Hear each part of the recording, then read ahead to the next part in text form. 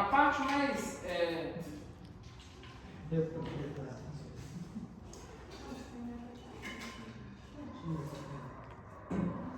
Vai lá, Juliana. O negócio é o seguinte, vocês entenderem basicamente o que é o conceito de teoria de falha.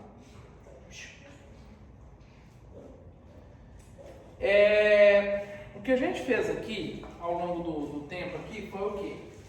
A gente tem as tensões do material, certo? Que a gente usa muita identificação x, y, tal, x, y, essas coisas assim. Isso aqui são tensões que acontecem no material. Positivo? Sim. Eu tenho as tensões normais principais, porque aqui, veja só, nesse caso aqui, eu posso chegar a ter um total de 9 tensões. Eu trabalho calcular com 9. A gente faz a transformação de tensão essencialmente para quê? Para sair de 9 e chegar em 3 tensões.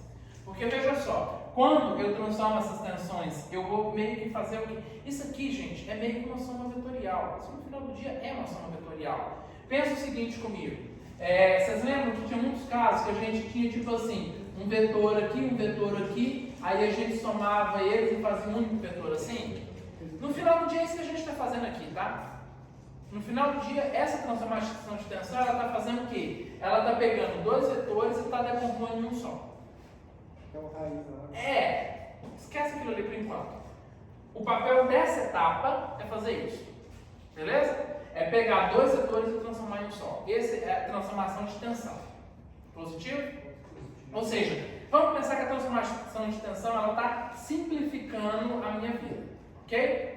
E aí depois eu tenho aqui 3 tensões normais, ortogonais entre si, ou seja, ortogonais, né? Faltou aqui um pincel, seria basicamente isso aqui, certo? Então, 3 tensões normais. E agora eu vou comparar isso com a resistência da peça. Aí que entra o grande problema. Por quê? Vocês lembram como que funcionava a resistência de peça? A gente chegava na máquina lá, punha na máquina, prendia o negócio, até arrebentar? Lembra de ter visto isso? Ensaio de tração. Exatamente, ensaio de tração. Olha o que eu fiz ali. Peguei uma peça, vou aplicar somente um esforço nessa direção e vou ir até as últimas consequências. Ou seja, vou ver qual que é a resistência nessa única direção. No ensaio de tração, está considerando isso ou isso? Não, somente isso.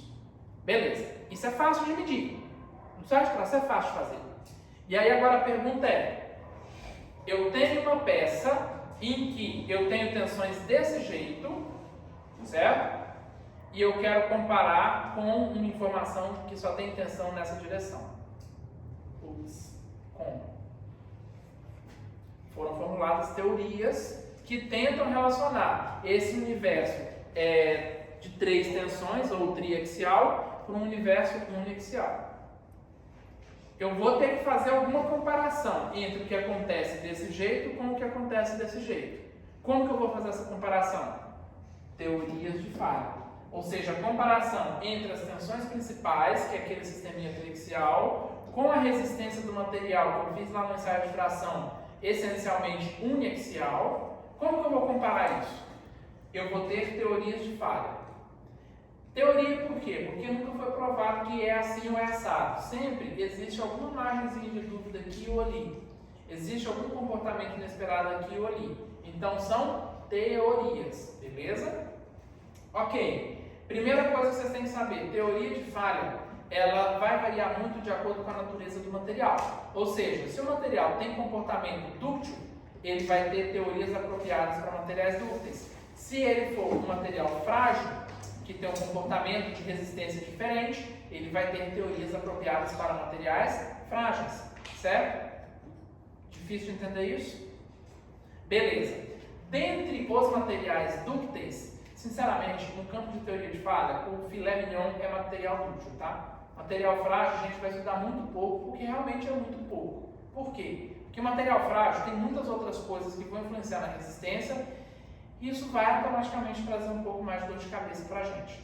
Vai trazer mais insegurança, vai trazer mais... não é insegurança a palavra, entra no sentido de incerteza.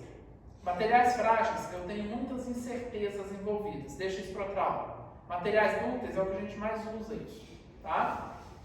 E aí, para materiais dúcteis, existem essencialmente duas teorias que a gente usa assim, com vontade. Uma primeira teoria que foi que nasceu primeiro, lá no 1800 lá vai qualquer coisa, que foi a teoria de, eu esqueci o nome do cara, mas se não me engano é Henri Tresca, tá? E ele observou o seguinte, que eu posso simplesmente comparar pela máxima tensão de cisalhamento, ou seja, se eu, ao invés de transformar em tensão normal, transformar em tensão de cisalhamento, eu pego a maior tensão de cisalhamento e comparo com a resistência. Funciona. Tá? Funciona. Agora, um pouco depois, o pessoal foi desenvolvendo, e aí veio o von Mises e depois veio o Henke, e aí essa teoria ficou conhecida como teoria de von Mises-Henke, mas o nome bonitinho dela é a teoria da máxima energia de distorção, para os íntimos von Mises. Tá? Essa teoria, ela usou um outro caminho para analisar. O Tresca, ele usou um caminho, von Mises usou outro caminho. É basicamente isso. Tá? E aí o que acontece? O outro caminho é o da máxima energia de distorção. Até que não é difícil mostrar isso aqui. Mas eu não vou perder tempo com isso aqui. Mas o que importa é o seguinte. Essa teoria, ela mostrou um caminho diferente. E era um caminho que, assim, tudo que Tresca falava que estava ok, von Mises assina embaixo. Mas tem uma pequena parcela da ordem de 15% de situações em que von Mises fala que dá certo e Tresca fala que não dá certo. Entenderam o negócio? Se eu fosse tentar deixar isso graficamente para vocês entenderem, eu estaria falando de alguma coisa assim, ó. Esquece, no primeiro momento, as unidades, esquece o que eu estou querendo dizer aqui. Basicamente, von Mises, ele faz... Como é que é? Não, esqueci, cara. Pequeno lapso aqui, gente. Vai. Não vou ter muita precisão, não.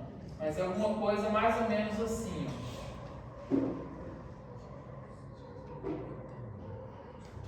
É um negócio mais ou menos assim para um, e o outro é um negócio mais ou menos assim, ó. Tipo assim, se a combinação das tensões normais cai dentro dessa área azul, tá ok, certo? Essa área azul representa o critério de Tresca. Ou seja, se cai dentro da área azul, tudo bem para Tresca. Se as tensões normais saírem de fora, deu ruim.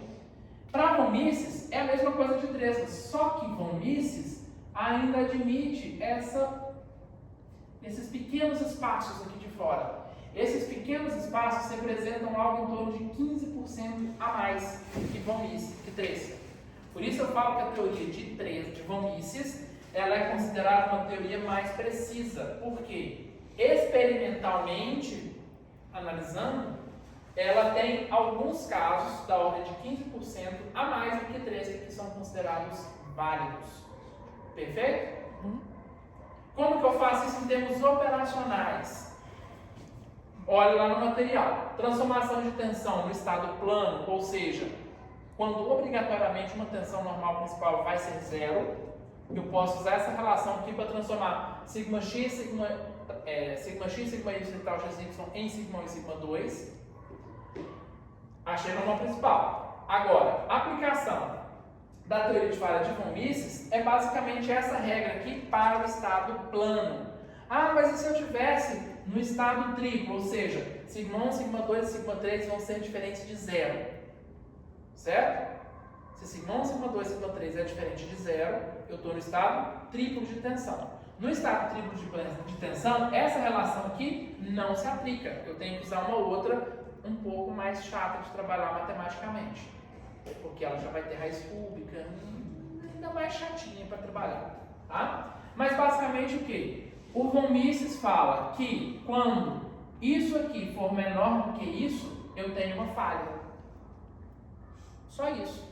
E o Tresca era mais ou menos aquele esqueminha lá que eu tinha mostrado para vocês quando os sinais de sigma 1 e sigma 2 eram diferentes. Se não, era só ver, comparação direta é maior que.